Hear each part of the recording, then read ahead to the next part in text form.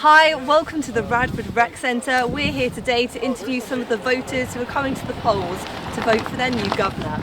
Behind me you can see there is Jason Ballard, and we're going to hopefully get a conversation with him later. I try to set a good example for my kids and tell them, you got to do the right thing when no one's watching. And so that's the message that I would tell everyone. Always do the right thing because someone is watching. What do you expect for today?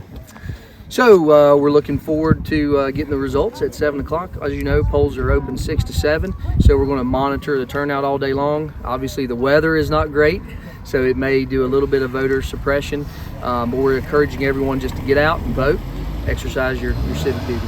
Awesome. You spoke about the policies over about teacher pay. Mm-hmm. What other policies do you want to implement if you get elected?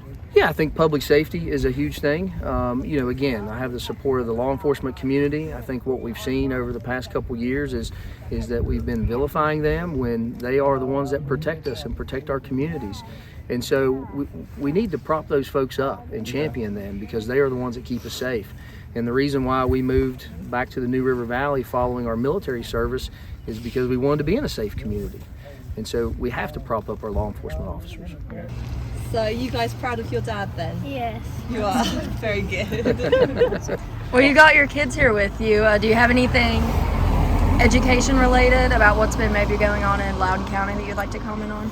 Yeah, the Loudoun County incident's very frustrating. As parents, Catherine and I watched that, and as I told someone earlier, public education is one of the reasons why I got involved in politics. I really had no desire to enter the political arena, but we have 3 kids in the public school system, and so it's near and dear to our heart. And my opponent voted for House Bill 257, which removed that reporting requirement, the sexual battery and stalking on teachers, and what I think makes our kids less safe in schools. And so if I'm elected, I'm going to work to change that. We're going to undo House Bill 257. I'm very happy you're here today, and Yes, I ma'am. wish you a lot of luck. And Thank you. I'm voting for you. I'm on Thank my way in to vote. Yes, ma'am. I hope that you have a great day, and Thank you. go Virginia. Thank you, ma'am. I appreciate that very much. That's right. Thank you for your vote, and thank you for your support. Sure. Yes, ma'am. Uh-huh. Thank You have a nice day, everybody. Yes, ma'am. You too. Be safe. So it's very rainy out here. I think it's time we head inside and see what the voters have to say. Let's go. Glenn Youngkin of the Republican Party, Terry McAuliffe of the Democratic Party, and Princess Blanding of the Liberation Party are all running for governor, leaving voters at the Radford Recreational Centre divided.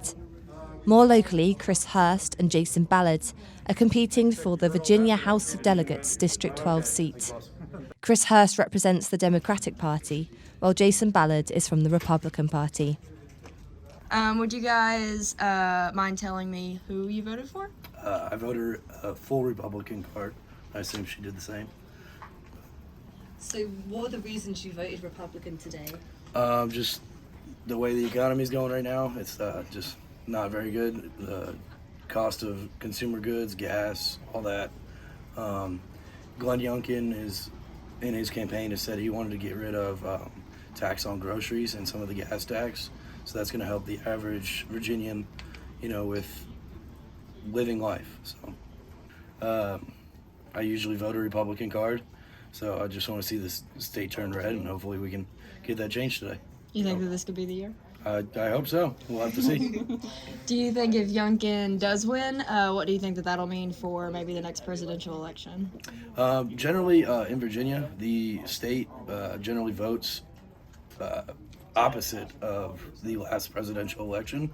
Generally because, we saw how the last year went, and it usually changes some opinions and minds. So I assume we'll vote red because that's historically what happens in Virginia. So next election, we'll probably vote red presidentially, and then vote when it comes up for governor again. We'll probably vote blue for our governor. So we'll just, that's generally the trend in Virginia. So Who'd you vote for governor? Terry McAuliffe. Why? Well, he was governor of Virginia previously, and I like the work that he did, and the policies that Glenn Youngkin is proposing for the Commonwealth of Virginia, I just don't support. Like what? There's so many. I don't believe that parents do have a say in what the government has to do with education as far as students go. I think that teachers do know best for what they need to be teaching, and that a parent whose conservative views should not be in the school as far as religion. How will you react if Youngkin surprises you and wins? I'm gonna move. Actually? Absentee ballots will be accepted until noon on November 5th. The results will be certified on November 15th, but as of now, it appears that the Republican Party has secured the most votes. So, there you have it. As you can see, the opinion is strongly divided in this close-run race. Well, that's all from me. This has been Eloise Sumner reporting at the Radford Rec Centre. Bye!